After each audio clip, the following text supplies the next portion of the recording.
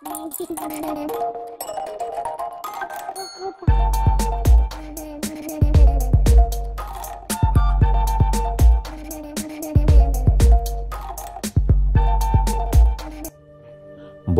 শ্রেষ্ঠ গল্প, ভিতর ও বাহির। আমাদের মন সাধারণত দুই ভাগে বিভক্ত, এক ভাগ বাহিরের, অন্য ভাগ ভিতরের। মনের যে দিকটা বাহিরের তাহা ভদ্র, তাহা সামাজিক এবং সভ্য।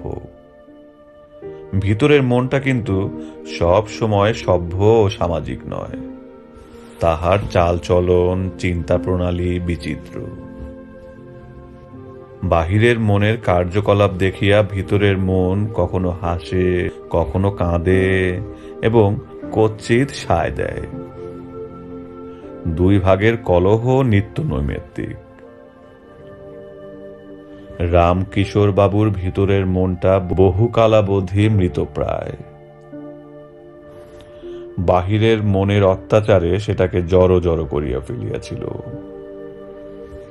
রামকিশোর বাবু উকিল, খুনিকে বাঁচাইবার জন্য মিথ্যা সাক্ষী সৃষ্টি করিবার প্রয়াস, বড়লোক জমিদারের হইয়া গরিব প্রজার সর্বনাশ সাধন, জাল উইল সৃষ্টির পরামর্শ দান ইত্যাদি সর্বপ্রকার কার্যেই তিনি বাহিরের ব্যবহারিক মনটার সাহায্য লইয়াছিলেন।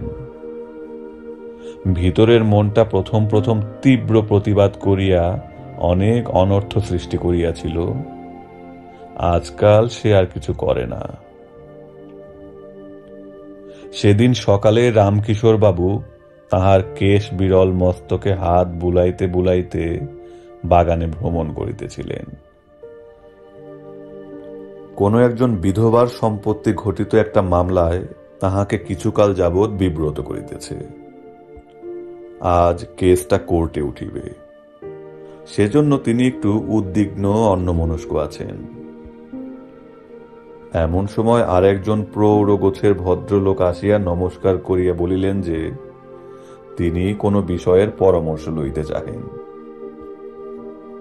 রামকিশোর বাবু ভদ্রলোককে চিনিতেন না, সুতরাং অসংকোচে বলিলেন, আইন সংক্রান্ত কোনো পরামর্শ দিতে হলে আমি ফি নিয়ে থাকি, জানেন তো? আগে হ্যাঁ। কত দিতে হবে আপনাকে? 32 টাকা। আচ্ছা, বেশ। উভয়ে বৈঠকখানায় গিয়া বসিলেন। আগন্তুক বলিলেন, আমার একজন আত্মীয় আছেন, তার একমাত্র ছেলের বিবাহ হয়েছে আজ প্রায় 10 বৎসর। সন্তানাদি আজও কিছু হয়নি, সম্ভাবনাও কম।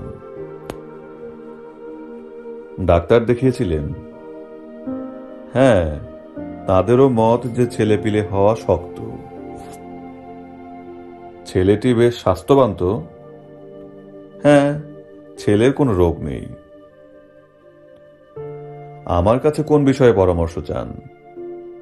বলিয়া রামকিশোর বাবু একটি নস্যদানি হইতে এক টিপ নস্য গ্রহণ করিলেন। এ সম্বন্ধে আপনার কাছে শুধু এইটুকু জানতে আসা যে যদি বংশ লোপই পায় তাহলে শেষ পর্যন্ত সম্পত্তিটা কারা পাবে?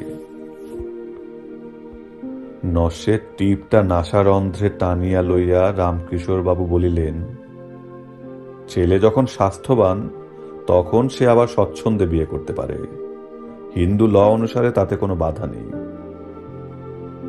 তা তো নেই, কিন্তু আইনের বাধা না থাকলেও সবসময় কি সব জিনিস করা সম্ভব? রামকিশোর বাবু একটু হাসিয়া বলিলেন, সেন্টিমেন্ট অনুসারে চললে কি আর দুনিয়া চলা যায় মশাই? ওইসব বাজে সেন্টিমেন্ট নিয়েই তো আমরা ডুবতে বসেছি। রামকিশোর বাবু সেন্টিমেন্টের অপকারিতা সম্বন্ধে নাতি দীর্ঘ একটা বক্তৃতা দিলেন। বাহিরের মন তাহার যুক্তি ও কথা যোগাইল, ভিতরের মন নির্বাক। ধরুন, যদি ওরা ছেলের বিয়ে আর না দেন তাহলে সম্পত্তি কারা পাবে? আইন অনুযায়ী যাহারা যাহারা উত্তরাধিকারী হইতে পারে রামকিশোর বাবু তাহা গড় গড় করিয়া বলিয়া গেলেন। পরিশেষে তাহার স্বকীয় মতটা পুনরায় তিনি বলিতে ছাড়িলেন না।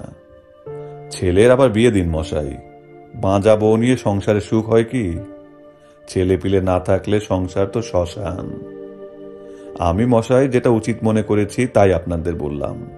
আপনার সেন্টিমেন্টে যদি আঘাত লেগে থাকে মাফ করবেন। আগন্তুক বলিলেন, না না, কিছু মাত্র না। আপনি স্পষ্টভাষী লোক এবং মক্কেলের ঠিক সত্যিকারের হিতৈষী, এই শুনেছি বলেই তো আপনার কাছে আসা। 32 টাকা ফি দিয়া ভদ্রলোক বিদায় লইলেন। 4-5 দিন পরে একটি গাড়ি আসিয়া রামকিশোর বাবুর বাড়ির সম্মুখে দাঁড়াইল। গাড়ি হইতে একটি অল্প বয়সী স্ত্রীলোক নামিয়া ভিতরে চলিয়া গেলেন। রামকিশোর বাবু বিপত্নিক, বাড়িতে ঠাকুর চাকরের সংসার। দ্বীপ প্রহরে বিশেষ কেহ নাই, একটা ছোঁড়া চাকর মাত্র আছে। রামকিশোর বাবু কোর্টে। ছোঁড়া চাকরটা ট্রাঙ্ক বিছানা প্রভৃতি নামাইয়া ভিতরে লইয়া গেল। ট্রাঙ্কের উপরে নাম লেখা সরোজিনী দেবী। ব্যবহারে বোঝা গেল ছোঁড়া চাকরটা সরোজিনী দেবীকে চেনে না। তাছাড়া তরুণীটির ব্যবহারে সে আশ্চর্য হইয়া গেল। সরোজিনী ভেতরের বারান্দায় গিয়া বাক্স বিছানা রাখিয়া চাকরটাকে একবার জিজ্ঞাসা করিল, বাবু কোথায়? কাছারিতে। কখন আসবেন? জানি না। তিনি বারান্দায় নিজের বাক্সটার উপর বসিয়া রহিলেন, বিষাদের প্রতিমা।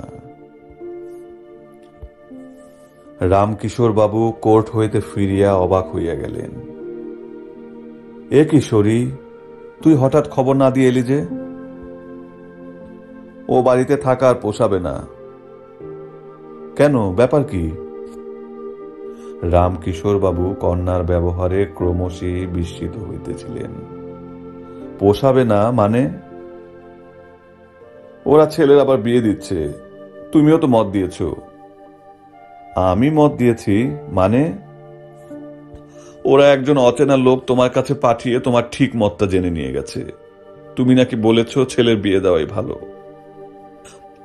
রামকিশোরের নেপথ্যবাসী ভেতরের মনটা তখন বাহিরের মনের টুঁটি চাপিয়া ধরিয়াছে। হতবাগ রামকিশোর তাহার একমাত্র কন্যার মুখের দিকে অসহায় ভাবে চাহিয়া রহিলেন। সরোজিনী জিজ্ঞাসা করিল, সত্যি তুমি বলেছ বাবা?